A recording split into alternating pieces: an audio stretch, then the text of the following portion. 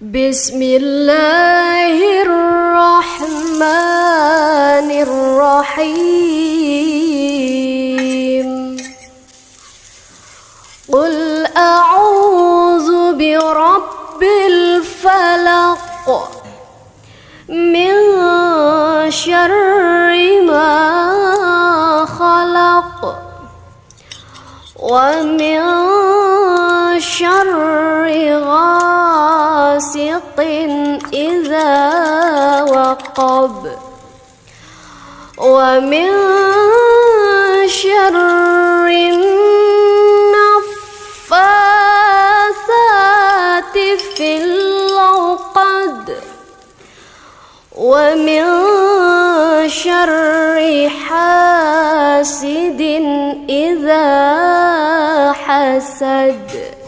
صدق الله.